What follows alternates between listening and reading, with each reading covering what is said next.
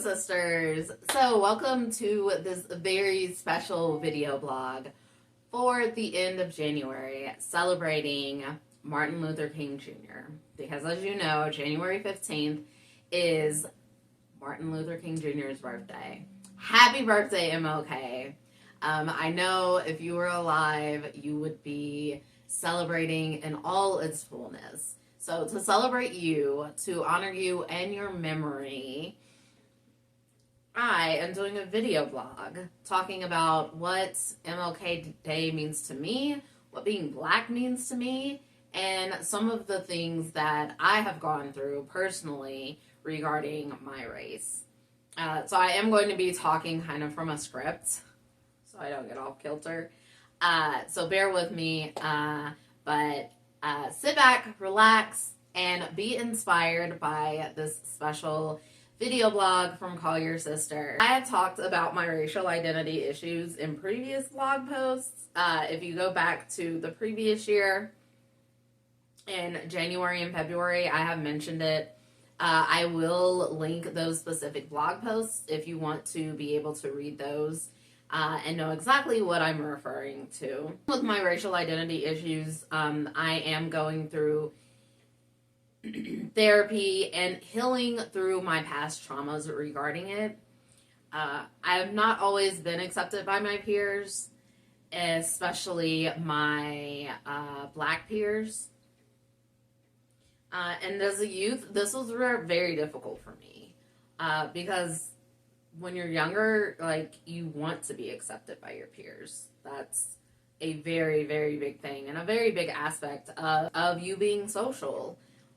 Being accepted by your peers. So this was very challenging for me because I never quite fit regarding race. I felt like I was always the odd person out. And so for years I searched for what that meant for me.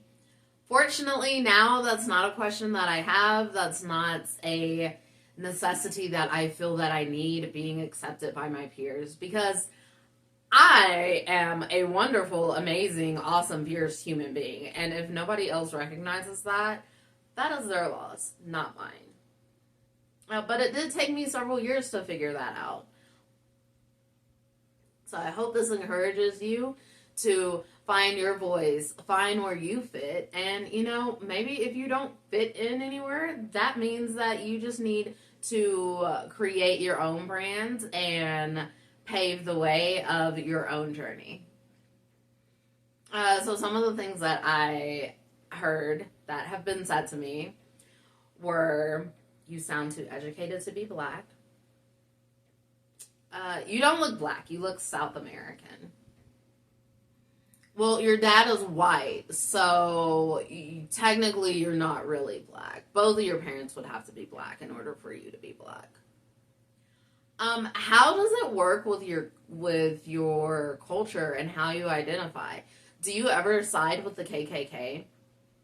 Yes, these are actual questions and statements that I have had to answer, that I have had to look at a person and be stunned that that would even come out of their mouth. Looking back in hindsight, it makes sense why I have had some racial identity issues with having these questions come to me when I'm in elementary school, middle school. By the time I was in high school, I feel I was able to navigate the waters of race a little better, but they still came up. But back to MLK. MLK paved the way. He paved the way for me. He paved the way for you. He paved the way for Black people and every person of color to be accepted. I feel, even though his name has King in it, he is the king of the civil rights movement. MLK wanted us all, no matter your color, to come together with unity, to get along, to have unity and peace with one another. And I feel, no matter the year, that is still a vision, that is still a mission that we can accomplish. Yes, we've come a long way. I think if he was alive, he would both be inspired and shocked by how far we've come. And when I say we've come a long way, we've had a black president. Come on now. That is something to celebrate about. I never thought I would see the day when we had a black president. And that is big. Obama was in office. Let's give cheers. Obama was in office. No matter how you feel political affiliations, that is huge for a person of color being in office and representing us.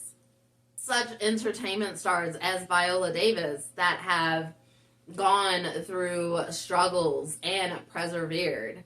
Oprah just redid the Color Purple musical. I'm not a huge Oprah fan, but I can agree that she has done really big things to help tell the stories that need to be told. So many examples of people of color making strides, not only in the black community, but also in other communities as well. Our Asian communities, our Filipino communities. People of color, we are making strides, and that is always a good thing. So, yes. Woo, woo. However, we are still stagnant when it comes to other aspects, such as equal pay for women. We still do not have equal pay. Come on, it's 2024. What are we doing with this? Who do we need to call? What do we need to make happen? BIPOC injustices, Black Lives Matter hate. There are still some people that think that the Black Lives Matter movement is not an important movement, and we need to stop that. The way we keep MLK's vision alive and inspire generations further is to keep that fire that Dr. King started. And that fire needs to last for not only my generation, but future generations. Because we need our children to know that the vision Dr. King had is still alive. There is still fire burning. Keeping the embers burning even when we're tired, even when we come up against the opposition, even when we are told that we're not really black. Because being stagnant, that doesn't do anything. Being stagnant gets us nowhere. Accepting people of color in all shades with the same love and dedication, the same devotion Dr. King inspired us with, that keeps the dream alive. And that inspires us. That inspires future generations. It inspires me to keep going, knowing that the people before me had a vision of us all being able to be in a room surrounded by peace and by love and killing that hate with kindness and love and acceptance of one another. So, on this day, I will shout a little louder just in case anyone doubts that I am black too. And so are you, sis. Thanks for joining me on this very special video blog, and I hope I inspired you, pumped you up, gave you some fire. Remember, keep those embers going, and let's make Dr. King proud. Remember, you can always call your sister. Mwah.